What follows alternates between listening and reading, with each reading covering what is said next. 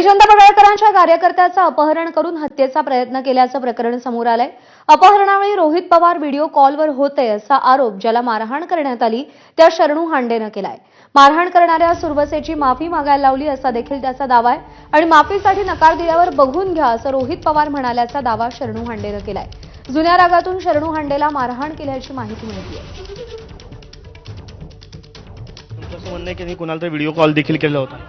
कोणाला video call? हे रोहित पवारांना व्हिडिओ कॉल केला होता? तुम्ही पाहिलं स्वतः? पाहिलं. तुम्ही गंभीर आरोप करताय, काय नेमकं बोलणं झालं होतं? नाही, व्हिडिओ कॉल केला होता. काय म्हणत होते रोहित पवार? रोहित पवार माफी माग म्हणत होते. हां. आम्ही सर्वचे माफी मागा म्हणत होते. मग मी म्हणलं नाही म्हणल्यानंतर मग त्यांनी ह्याला मस्ती आहे ह्याला घ्या रे म्हणले. तितक्यात 15-20 मिनिटात काहीतरी चालू झालं. पोलीस अर्धा तास झालं काहीतरी. दरम्यान गोपीचंद पडळकरांनी देखील या प्रकरणात रोहित पवारांवर काही गंभीर आरोप केलेले आहेत। रोहित पवारांच्या बाबत मी नाही बोलत, परंतु महादेव देवकाते बोलतोय की ज्याच्या छातीवरती शरद पवारांचा टॅटू आहे। शरणू आता काय बोलला की बाबांनो कुणाला तरी व्हिडिओ कॉल केलाय, त्यानं तर नावच घेतलं। जर या सगळ्या प्रक्रियेमध्ये त्याचं नाव घेतलं असेल आणि रोहित पवारांना वाटत असेल की कार्यकर्त्यांना मारावं, मी त्यांना आव्हान हे करतो, तुम्ही खालच्या कार्यकर्त्यात कशाला भांडणं लावताय? आमच्याच कार्यकर्त्यांना पुढं करून तुम्ही भांडणं लावू नका। तुमच्यात हिंमत आहे, तुम्ही समोर या ना। मला जर मारायचं असेल मला सांगा, बारामतीत कधी येऊ, त्यांनी तारीख सांगावी, त्यांनी वेळ सांगावी, त्यांनी ठिकाण सांगावं, मी तिथं येतो ना। 2021ला जे प्रकरण माझ्या गाडीवरती दगडफेक झालं त्याची फेर चौकशी केली पाहिजे।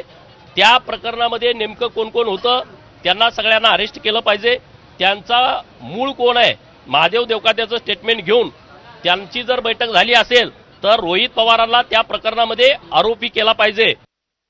तर माझी विनंती अशी आहे की बाबा ज्याला दगड टाकला हो का आशीर्वाद घ्यायला कोणाचा गेला? हे कोरोनामधला फोटो आहे, हे कधी घडलंय? माझ्या गाडीवरती दगड टाक, आता मास्क काय म्हणल्यानंतर तुमच्या लक्षात येतंय 2021ला कोरोनाची परिस्थिती होती आणि तेव्हा हा यांचा आशीर्वाद घ्यायला गेला, यांनी कौतुक केलं। गोपीचंद पडळकरच्या गाडीवरती दगड टाकला तर त्याचं कौतुक आहे। हा याचा मास्टर माइंड आहे या सगळ्या प्रकरणाचा। दरम्यान पडळकर आणि मारहाण झालेल्या शरणू हांडेनं केलेले आरोप रोहित पवारांनी फेटाळलेत। आपण कोणालाही फोन केलेला नाही असं रोहित पवार म्हणाले। गृह विभाग तुमच्याकडे आहे, त्यामुळे तुम्ही SIT स्थापन करा असं आव्हानही त्यांनी दिलंय। एक तर मी छत्रपती संभाजीनगरला होता, नंतर वाशिमला आलो, नंतर आज अमरावतीला आलेलो आहे। मी कुठेही कोणाशी अजूनपर्यंत फोनवर बोललेलो नाही। व्हिडिओ कॉल बद्दल ते बोलले, मी माझ्या घरच्यांचेच व्हिडिओ कॉलवर बोलत नाही, तर हा कोण लागून गेला ह्याच्या व्हिडिओ कॉलवर त्या ठिकाणी मी बोलायला? राहिला प्रश्न जो कार्यकर्ते ज्यांनी चूक केलेली आहे, जोही व्यक्ती कायदा व सुव्यवस्था हातात घेतो त्यांच्या बाजूने आम्ही राहत नाही, त्याच्यावर कारवाई तिथं झाली पाहिजे।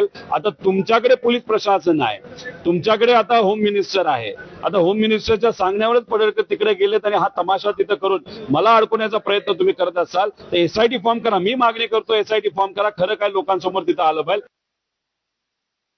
तर सोलापूर अपहरण मारहाण प्रकरणात मोठी अपडेट समोर आली आहे। पडळकरांचा कार्यकर्ता शरणू हांडेला अमित सुरवसे या राष्ट्रवादीच्या कार्यकर्त्यानं अपहरण करून मारहाण केल्याचा आरोप आहे। मात्र याच शरणू हांडेनं मे महिन्यात अमित सुरवसेला मारहाण केली होती असं उघड झालंय। तो व्हिडिओ माझ्याच्या हाती लागलाय। या मारहाणीचा बदला घेण्यासाठी अमित सुरवसेकडून शरणूचं अपहरण करून मारहाण करण्यात आली। ज्या व्हिडिओमुळे शरणू हांडेचं अपहरण झालं तो व्हिडिओ आता समोर आलाय।